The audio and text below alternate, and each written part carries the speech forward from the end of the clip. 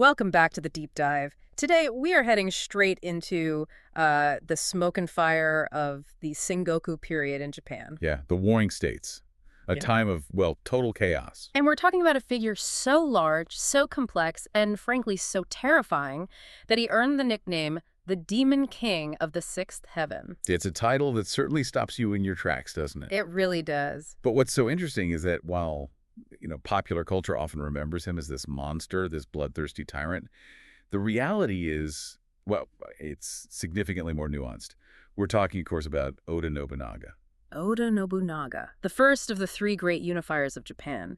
But before he was the great unifier, and long before he was the Demon King, he was known by a much less flattering nickname, wasn't he? Oh, yes, the Fool of Owari. The Fool. And that's really the central problem we're trying to solve today, I think. It's the core mystery of his early life. Exactly.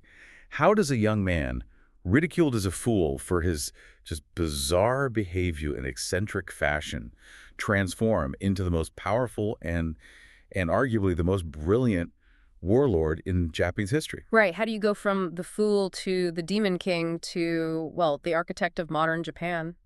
That trajectory seems almost impossible. It does. And to answer that, we're pulling from a pretty serious stack of sources today. We aren't just relying on legend or, video games. No, not at all.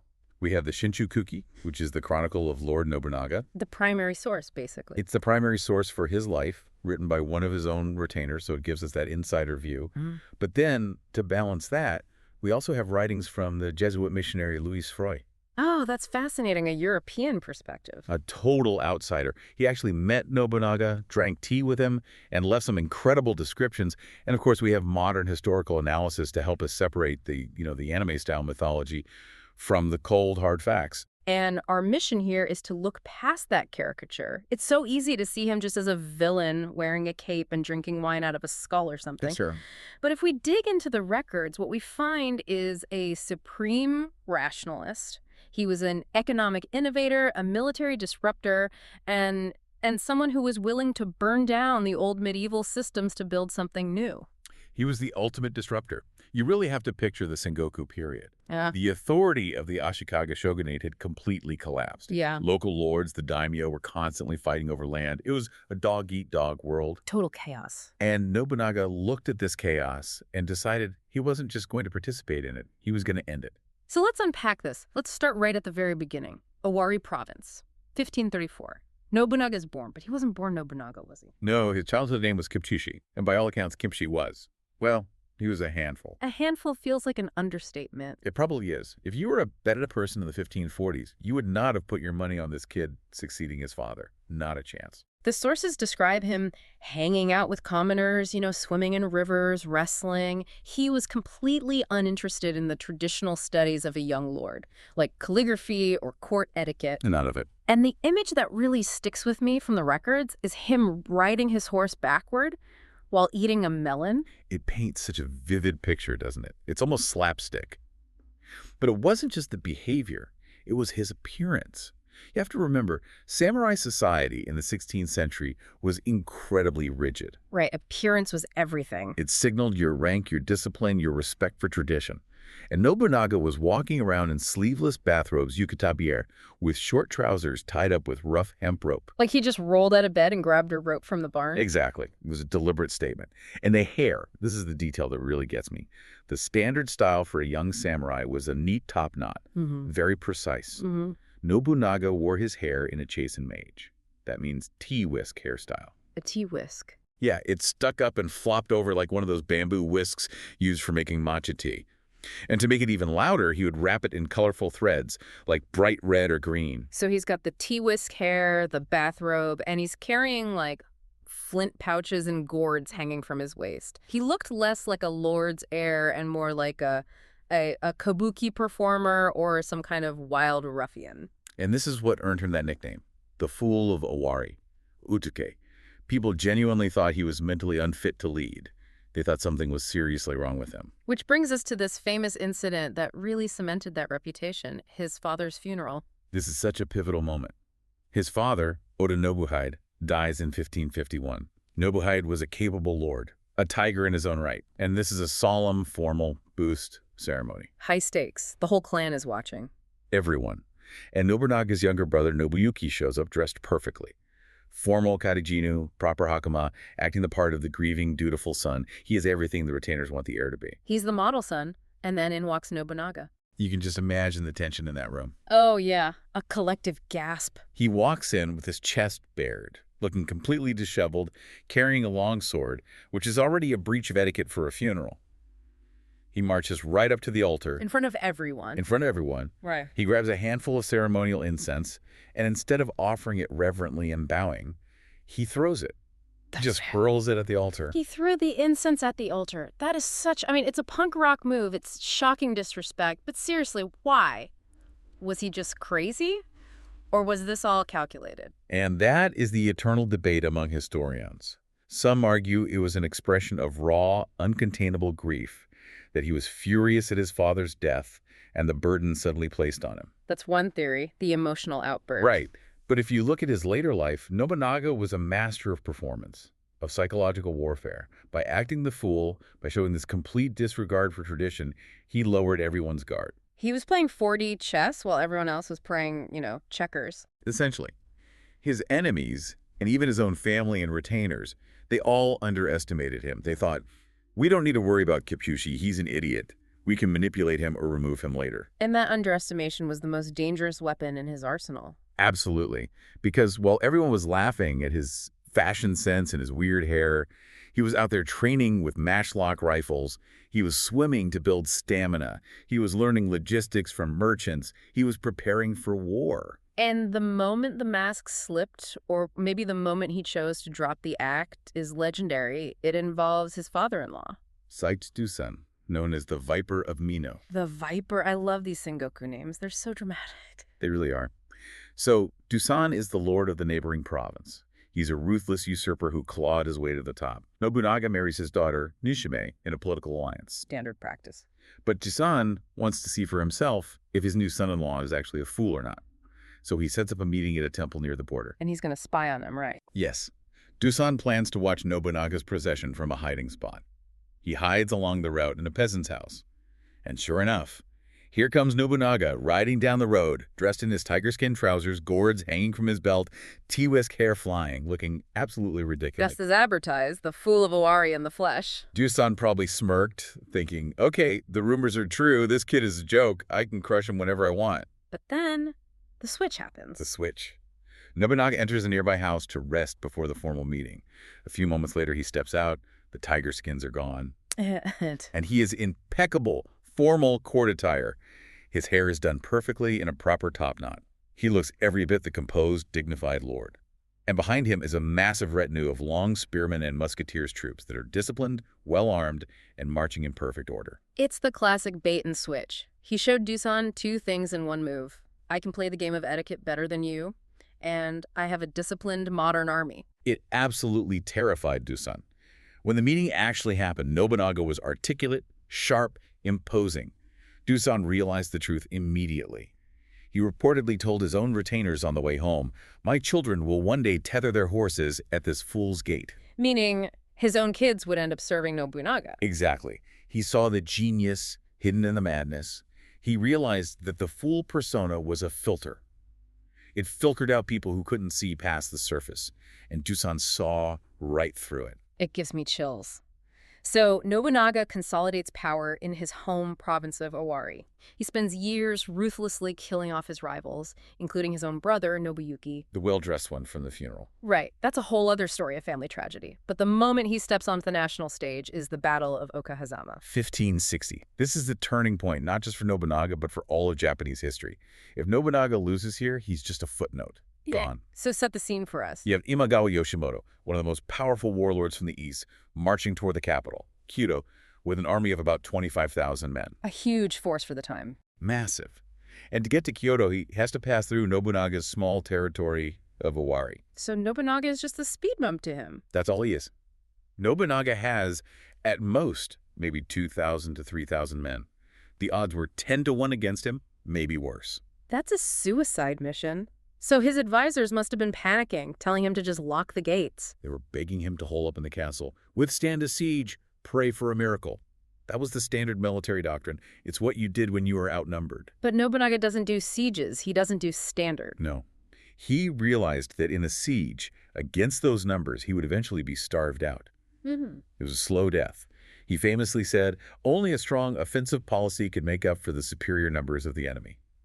He decides to roll the dice. He doesn't just charge blindly, though. This is key to his character, right? He waits for intelligence. He values information over everything. His scouts are out there, and they report back that Yoshimoto is resting his troops in a narrow gorge called Tenka Fubu. They're celebrating some earlier skirmishes they won. They're drinking sake, it's hot, they've taken their armor off. They're complacent. They think they've already won. Completely complacent. And then the weather intervenes. The famous storm. A massive thunderstorm hits. We are talking torrential rain, hail, thunder shaking the ground.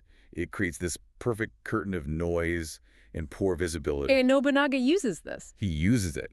He marches his small force right up to the edge of the Imagawa camp. The thunder masking the sound of thousands of footsteps. Exactly. The storm suddenly lifts, the rain stops, and in that moment of eerie quiet, there they are.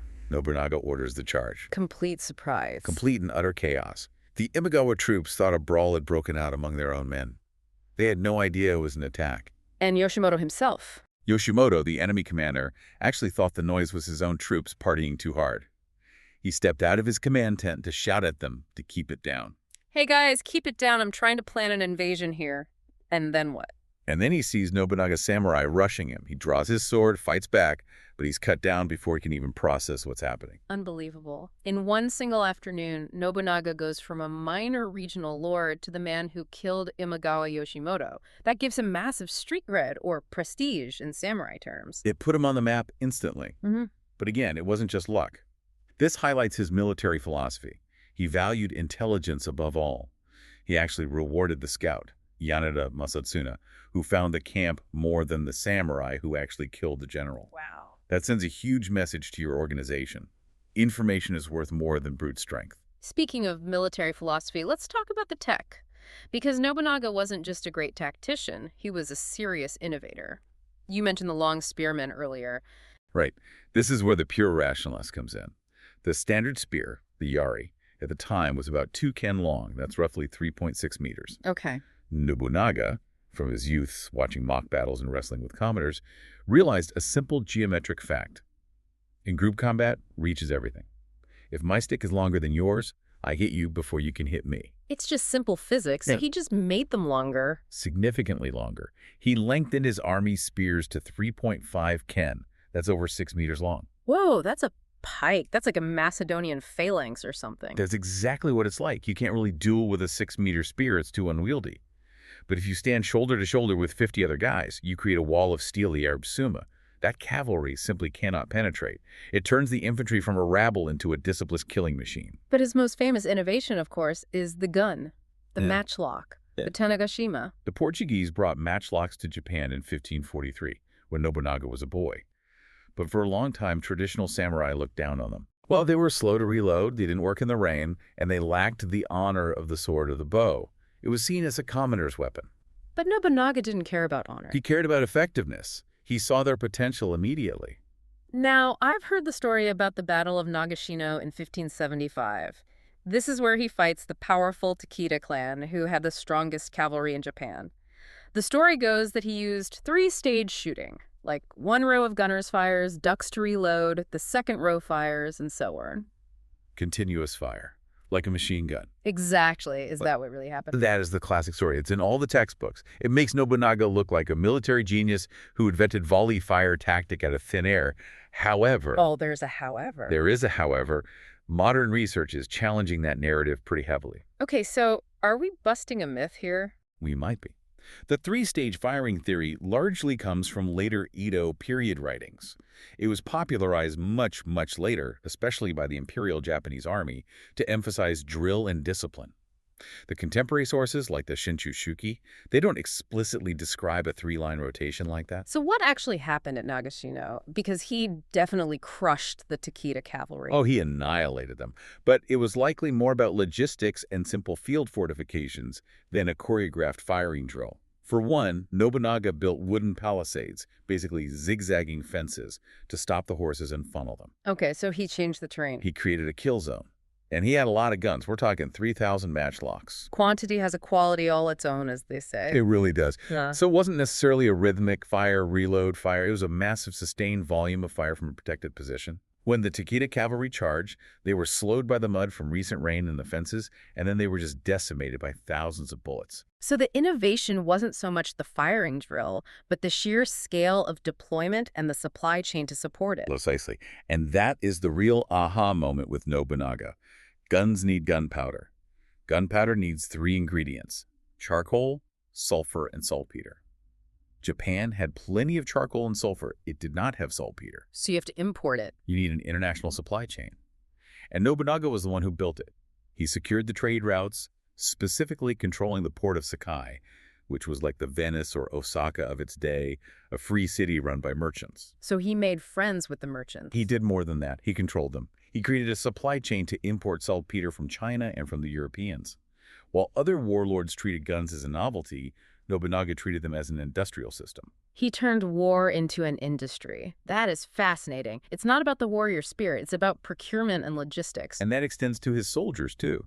Traditionally, samurai and their foot soldiers were part-time warriors and part-time farmers. Right, the classic model. Which meant you couldn't fight during the planting season or the harvest season because everyone had to go home to work the fields. If you kept them in the field, your domain starved. So your campaigns are limited to certain times of the year. Exactly. Nobunaga moved toward a professional standing army. Yep. He separated the soldier from the farmer. This was revolutionary. It meant his army could fight year-round. While his enemies were at home harvesting crops in October, Nobunaga was marching on their castles. He broke the entire seasonal cycle of war. And he didn't care who you were in this army, right? I've heard it was a true meritocracy. A radical meritocracy. Look at his top generals. Toyotomi Hideyoshi, who would become the second great unifier, started as a sandal bearer, a peasant. He literally had no last name when he started. Incredible. Akechi Mitsuhide, another top general, was a wandering ronin. In other clans, your lineage was everything. In the Oda clan, results were everything. It's very modern in a way, almost ruthlessly corporate. I don't care who your dad was, can you take that hill? It was. And that brings us to his political branding. Every startup needs a mission statement, right? And Nobunaga had one, Tenka Fubu. All under heaven by force of arms. That sounds terrifying, like a villain's catchphrase from a movie. It is aggressive, there's no doubt. But the translation is a little subtle. Fubu means spreading military force. But the implication is to establish peace and order through that military force. It wasn't just conquering for the sake of conquering. It was about unifying the chaotic, warring states under one central, stable authority. And to do that, you need a strong economy. We talked about guns and trade, but he also revolutionized the market system, didn't he? Rakuchi Rakuza. This is one of his most underrated and brilliant achievements. Rakuchi Rakuza effectively means free markets and open guilds. Okay, explain that for us. What was the system like before him? In medieval Japan, trade was tightly controlled by guilds called za. These guilds had exclusive hereditary rights to sell certain things in certain areas, like oil, paper, or cotton. So it was a monopoly system. A total monopoly system. And they were often backed by powerful temples or nobles who took a huge cut of the profits. If you were a new merchant and you wanted to do business, you had to pay exorbitant fees to the guild. It stifled competition and kept prices artificially high. Right, it protected the old powers. Exactly. Nobunaga abolished them in his castle towns. He said, anyone can come here and do business, no guild fees, no barriers. He also abolished the seki sho, the barrier stations. Barrier stations, what were those? Imagine driving on a highway, and every 10 miles there's a toll booth run by a different local lord, and you have to pay a hefty tax just to pass through. That was what travel was like in Sengoku, Japan. It sounds impossible. It made moving goods incredibly expensive and slow. Nobunaga tore them all down in his domain. He even started widening roads and planting trees for travelers. I can imagine how popular that must have been with merchants. He basically created a giant free trade zone. It caused an economic explosion in his territory. Goods flowed freely, information flowed freely. Merchants flocked to his new castle town of Azuchi, and critically, it broke the economic power of his rivals, the temples and the old aristocracy who relied on those guild fees and tolls for their income. So he made himself and his domain rich and his enemies poor, all at the same time. It was economic warfare disguised as deregulation. Absolutely brilliant. Which leads us directly into the conflict that earned him that title, Demon King. his war on religion. Because he wasn't just fighting other samurai, he was fighting the entire Buddhist establishment. You have to understand, in the Sengoku period, major temples weren't just quiet places of prayer. They were fortresses. They had their own armies of warrior monks, Yeah. the Suke, who were just as dangerous as any samurai. They owned massive amounts of land and paid no taxes. They were a state within a state. And the biggest headache for him was Mount Hei, the Enryakuji temple complex. This is the headquarters of the Tendai sect, right? A very powerful and sacred place. Yes, a sacred mountain that had overlooked Kyoto for centuries. But they were playing politics. They were aiding Nobunaga's enemies, the Azai and Asakura clans, giving them shelter. So they chose a side. They chose a side. Right. And Nobunaga warned them. He sent a letter saying, basically, stay neutral. If you continue to help my enemies, I will burn your mountain to the ground. And they didn't listen. They didn't think he would dare. Yeah. No one had dared to attack such a sacred site in centuries. It would be like a medieval king attacking the Vatican. But in 1571, Nobunaga surrounded the mountain. And he didn't just burn the buildings. The records say he ordered his men to slaughter everyone. Everyone. Monks, lay people, women, children. No one was spared. The source, the Shinchikuki, says the whole mountainside was a great slaughterhouse. Yeah. It's horrific. It was a massacre. Estimates range from a few thousand upwards of 20,000. And it sent a message to the rest of Japan that was impossible to ignore. No god or Buddha will protect you if you oppose me. And this is where the Demon King letter comes in. Yes.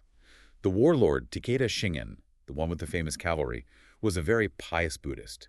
He wrote a letter to Nobunaga, condemning him for the burning of Mount Hei. Shingen signed it with his official title as a high priest of the Tendai sect. He's taking the moral high ground. And Nobunaga's reply. Nobunaga writes back and he signs his letter, the Demon King of the Sixth Heaven, Dairokuten no Mok. What does that specific title mean? Why that one? In Buddhist cosmology, the Demon King of the Sixth Heaven is the ultimate tempter. He's the being who lives at the highest point of the world of desire, and his entire purpose is to tempt people away from enlightenment with worldly pleasures. He is the ultimate obstructor of Buddhism. So he was basically saying, if you are going to claim to be a saint, fine, then I will be the devil. Precisely. He embraced the villain role to terrify his enemies. It's pure psychological warfare. He's saying, I am the thing that goes bump in the night for you pious hypocrites. But it wasn't just Mount Hei. He fought a brutal 10-year war against the Ikuchi. The Ikiki were arguably his most dangerous enemy because they weren't a professional army. They were a grassroots religious movement. Peasant rebels and warrior monks from the true Pure Land sect of Buddhism. Why were they so much more dangerous? Because they were fearless fanatics. They believed that death in battle against the enemies of their faith guaranteed them instant entry to the Pure Land to paradise. You cannot terrorize an enemy who wants to die. It drove Nobunaga absolutely insane. So how did he deal with them if terror didn't work? With overwhelming systematic brutality. The most infamous example is the siege of Nagashima in 1574. He surrounded their complex of fortifications. There were about 20,000 people inside, men, women, children. Okay. He built a massive wooden palisade completely around them so no one could escape. And then he set the palisade on fire and waited. He burned 20,000 people alive. He did. It is incredibly hard to reconcile the economic genius, the man who liberated trade and widened roads, with this level of cruelty. It is. But I guess to him it was all the same cold logic. It was rationalism. Exactly. The guilds were an obstacle to his economy, so he removed them. The religious sects were an obstacle to his unification, so he removed them. He was a rationalist to a fault. If religious faith made people fight to the death and resist his rule, then he would crush the faith itself. And yet, so interestingly, he was very friendly with the Christians, the Jesuits. Pure pragmatism again. Yeah. He protected the Jesuit missionaries, like our source, Louis Frois. He let them build a church in Kyoto. He would debate theology with them for hours. Why? The enemy of my enemy is my friend. The enemy of his Buddhist enemies was his friend. But also, the Jesuits were the gateway to the Nanban trade, the trade with the southern barbarians, Yeah. the Europeans. They brought the goods. They brought the lead and saltpeter he needed for his guns. They brought novelties that he could use as gifts. Freud wrote that Nobunaga had absolutely no belief in the Christian God or any afterlife. He was an atheist, or at least a deep skeptic. He used religion purely as a tool. There is even a story that he tried to make himself a god near the end. The Bonsan Stone incident. At his massive, magnificent castle, Azuchi Castle, he established a temple called Tsukunji, and some sources suggest he set up a special stone there, the Bonsan, and demanded that visitors worship it, and by extension, worship him as a living deity. What was the goal there? To replace the emperor? The idea, perhaps, was to establish a new kind of hereditary authority that superseded the emperor. If he is a living god, he doesn't need the emperor's blessing to rule. He becomes the ultimate source of power in Japan, both secular and divine. It's that hubris, right? Building a literal Tower of Babel in the form of a Azuchi castle. Azuchi Castle was unlike anything Japan had ever seen. Huge stone walls, a 7-story main keep, the interior decorated by the greatest artists of the day, a treasury filled with gold. It was a symbol that the old world was over. And inside that castle, he curated a very specific and new kind of culture. Which brings us to tea. We have to talk about the tea. Yes, on Kanoe Goseido, tea ceremony politics. This blows my mind. He basically turned teacups into a form of currency. He did. He understood that power wasn't just about land and rice anymore. It was about controlling status. So he declared that only his most trusted and accomplished retainers were allowed to practice the tea ceremony. It became a privilege, a status symbol higher than owning a castle. So if you were a great general and won a huge battle, instead of giving you a province, he might give you a tiny, rustic-looking tea jar. And you would be thrilled about it, crying tears of joy. A famous tea bowl could be worth as much as an entire province. That is brilliant economics. He literally created value out of thin air. It was fiat currency based on his authority. And he also practiced Mebutagari specialty hunting. If he conquered a rival lord, one of the first things he would demand as tribute was their collection of famous tea utensils. Nice castle you have there. I'll take the castle, and by the way, hand over that bamboo teaspoon. Essentially, yes. It was a way of stripping him of their cultural capital as well as their land. He controlled the culture, he controlled the economy, and he controlled the military. A total system. He also loved sumo wrestling. He was a massive fan. He held a huge tournament at Azuchi, with 1,500 participants from all over his domain. But knowing Nobunaga, it wasn't just for entertainment. No, it was probably a recruiting tool. It was a combine. He was scouting talent. He was looking for strong, tough men to recruit into his army. Many modern sumo traditions, like the role of the referee, the guji, and the bow-twirling ceremony after the final match, are thought to have their origins in Nobunaga's grand tournaments. So we have guns, tea bowls, and sumo wrestlers. The man was building a whole new civilization, and we can't forget the Navy. He built iron ships in the 1500s. Yes, the great ships of 1576. He was fighting the Muji clan in the west, and they had a superior navy that controlled the sea lanes. They beat him once using fire arrows against his wooden ships. A common tactic. So Nobunaga, in his typical fashion, decided to make that tactic obsolete. He ordered the construction of 6 massive ships armored with iron plates. Ironclads, 300 years before the American Civil War. It's debated whether they were fully plated or just reinforced in key areas, but they were effectively fireproof. When the Mushi Navy attacked them again and shot their fire arrows, they just bounced off. Meanwhile, Nobunaga's ships blasted them to pieces with cannons and massed musket fire. It was a complete technological leap. So by 1582, this man is at the absolute peak of his power. He controls all of central Japan. His most dangerous enemies are crushed or dying. He's preparing to invade the West and finish the job. He is, for all intents and purposes, the ruler of Japan. He has destroyed the old Ashikaga shogunate. He has marginalized the emperor to a purely ceremonial role. He is 47 years old. He seems absolutely unstoppable. And then, the Hanaji incident. June 21st, 1582. The most famous and shocking coup in all of Japanese history. Set the scene. Nobunaga is staying at Hanaji, which is a temple in Kyoto. He's traveling light because he's in the heart of his own territory. He has a tiny personal guard, maybe 30 to 70 pages and servants.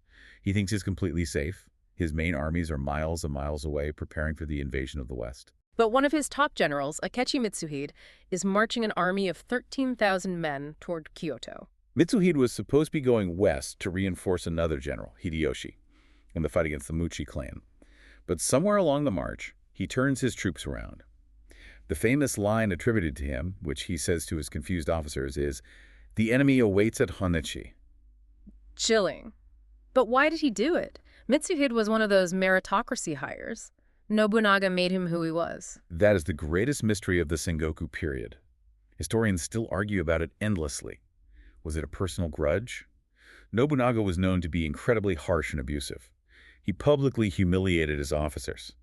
There are stories that he once beat Mitsuhide and called him baldy in front of everyone. A toxic workplace environment. Extremely. Or was it ambition? Did Mitsuhide think he could take over? Or was it fear? Did he think Nobunaga was about to get rid of him and give his lands to someone else? We just don't know for sure.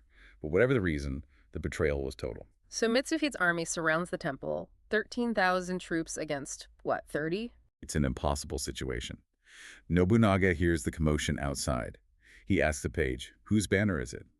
When he hears it is the bellflower cross of Akechi Mitsuhide, he simply says, there is no help for it. Shigata ganai. That fatalistic acceptance. But he doesn't just surrender, he fights back. He fights back, he grabs his bow and shoots until the string snaps. Then he grabs his spear and fights until he is wounded in the arm. And then he realizes it's over. He retreats to an inner room of the temple. He orders the women to flee, and he sets the room on fire to prevent anyone from taking his head as a trophy. And then he commits seppuku. And here's the thing that adds so much to the myth. His body was never found. Right. The fire was incredibly intense, and the temple collapsed. It's almost certain his remains were completely consumed to ash. But because there was no head to display, rumors swirled instantly. Did he escape? Was he a demon who just vanished back to hell? It denied Mitsuhide the physical proof he needed to legitimize his coup. And Mitsuhide himself didn't last long, did he? He's sometimes called the 3-day shogun. It was actually about 11 days. But Toyotomi Hideyoshi, who was fighting in the West, did the impossible. When he heard the news, he made a lightning-fast peace treaty with his enemy, turned his entire army around, and force-marched them back to Kyoto in record time. He caught Mitsuhide completely off guard and crushed him at the Battle of Yamazaki. And so, the torch passes. This brings us to those famous analogies about the three unifiers. Nobunaga, Hideyoshi, and Tokugawa Ieyasu. Yes, the rice cake analogy is perfect. Nobunaga pounds the national rice cake, Hideyoshi kneads it into shape, and in the end, Tokugawa Ieyasu sits down and eats it. Nobunaga did the heavy lifting, the destructive part, the pounding. He did the dirty work. He broke the back of the medieval institutions. He destroyed the power of the Buddhist temples, the guilds, the old shogunate.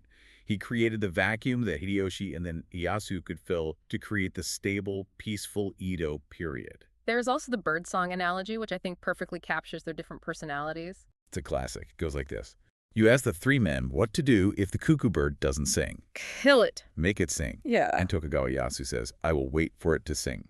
Nobunaga's kill-it mentality was utterly ruthless, but arguably necessary for the time he lived in. Without Nobunaga's destructive force, the stability of the Edo period, which lasted for 250 years, would arguably not have been possible. He was the bulldozer that cleared the site for the new building. So, looking back at our mission here today, fool, demon, genius. I think rationalist is the best word, a supreme rationalist. He didn't care about tradition, religion, or sentiment. He cared about what worked. Long spears worked, guns worked, free markets worked. And when he thought it was necessary, terror worked. He applied cold logic to a world that was running on emotion, tradition, and faith. It's just fascinating to think about the what if. He died at 47. He was just getting started, in a way. The Jesuit Louis Froy wrote that Nobunaga had told him he had plans to conquer China next. It sounds absurd to us now, but given his ambition, his resources, and his momentum, who knows? He was building a massive navy. He had the most battle-hardened, technologically advanced army in Asia. If he hadn't been assassinated at Hanaji, the history of East Asia, not just Japan, might look very, very different. He was already looking outward. It's a terrifying and also awe-inspiring thought. A man who burned sacred mountains and revolutionized warfare, turning his eyes toward the entire continent. It just reminds us that historical figures of this magnitude are rarely simple heroes or villains. They are forces of nature. And Nobunaga was a fire that burned down the old Japan, allowing the new one to grow from the ashes. Well, that is a lot to process. From the melon-eating fool to the ruler of the realm, Oda Nobunaga is definitely a figure who demands our attention. Absolutely. And I'd encourage you, our listeners, next time you come across a historical villain, look a little closer. Look at their tax policy. Look at their supply chains. You might just find a rationalist hiding behind the demon mask. Great advice. Thanks for diving deep with us today. We'll see you on the next one.